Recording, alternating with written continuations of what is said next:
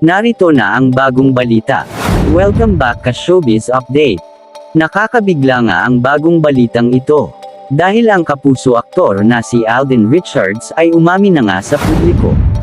Narito ang buong detalye, sabay-sabay nating alamin. Matapos nga ang naging hiwalayan ng magkasintanhang Daniel Padilla at Catherine Bernardo kamakailan lamang, ay maugong na pinag-usapan sa buong social media platforms ang panliligaw umano ni Alden Richards sa aktres na si Catherine Bernardo. Ayon sa aktor na si Alden, sa kanyang naging pahayag na, "Matagal na po akong may lihim na pagtingin para kay Kath, and that's the truth. She's very special." Dagdag pa nito, nga lang ay may boyfriend na nga raw umano ito noon, kaya naman napagpasyahan niyang ilihim at huwag muna nang umamin sa aktres.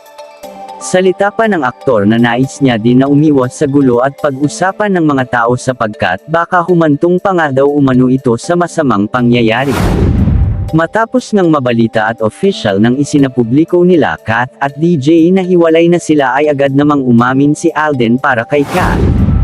Marami ang pumuri sa binata dito sapagkat hindi daw umano ito kagaya ng iba na naninira ng isang relasyon, bagkus daw ay alam nito kung saan siya dapat lumugar.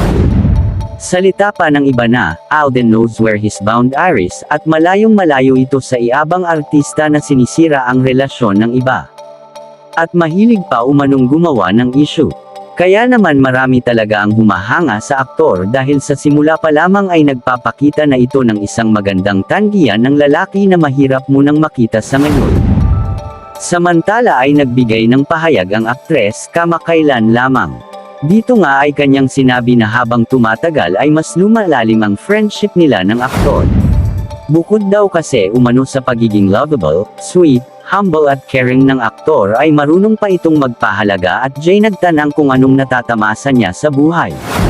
Kung kaya naman mas lalong kinikilig at umaasa ang mga Kath Den fans nila na magkakaroon ang mga ito ng chance.